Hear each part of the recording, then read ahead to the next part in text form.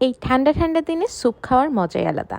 আর সেটা যদি হয় নিজের হাতে বানানো স্যুপ, তাহলে তো আর কোনো কথাই নেই। কিভাবে নর্থ থাই স্যুপ নুডলস দিয়ে রেস্টুরেন্ট স্টাইলের স্যুপ বানাবেন তা নিয়ে থাকছে আজকের ব্লগ।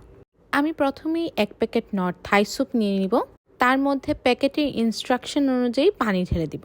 ভালো করে স্যুপের সাথে পানিটা গুলিয়ে নিব, যেন কোনো লাম্পস না থাকে।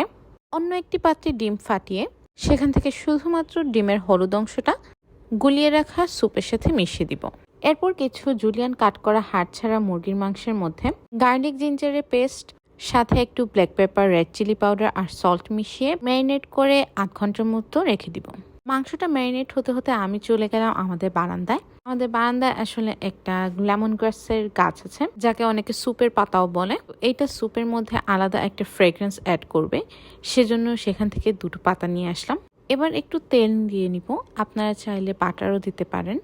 এর মধ্যে দিয়ে দিব কিছু গার্লিকটা হালকা ভাজা হয়ে গেলে আমরা ম্যারিনেটেড চিকেনটা দিয়ে দিব। চিকেন দিয়ে নাড়তে নাড়তে এর মধ্যে দিয়ে দিব লেমন গ্রাসটা দিয়ে ভালোভাবে নেড়ে দিলে চিকেনের মধ্যে একটা আলাদা স্মেল করবে। না চাইলে এই চিকেনের সাথে প্রনস, মাশরুমও অ্যাড করতে পারেন, কিন্তু যখন কুক হয়ে যাবে, ভালোভাবে ভাজা হয়ে যাবে, তখন আমরা আমাদের সেই মিক্স করে রাখা স্যুপটা দিয়ে দিব। আমি ওই স্যুপের পানির মধ্যেও কিন্তু কয়েকটা লেমন গ্রাস দিয়েছিলাম। এরপর ভালো করে স্যুপটা নেড়ে নিতে হবে। এরপর আমি এতে একটু soya sauce, chilli sauce, tomato sauce আর ভিনেগার দিয়েছিলাম। এতে করে স্যুপের মধ্যে একটা রেস্টুরেন্ট স্টাইলের ফ্লেভার চলে আসে। ফাটিয়ে রাখা ডিম থেকে যখন ডিমের কুসুম নিয়েছিলাম, ডিমের সাদা অংশটা বাকি ছিল, তাই আমি এখানে ডিমের সাদা অংশটাও দিয়ে দিই।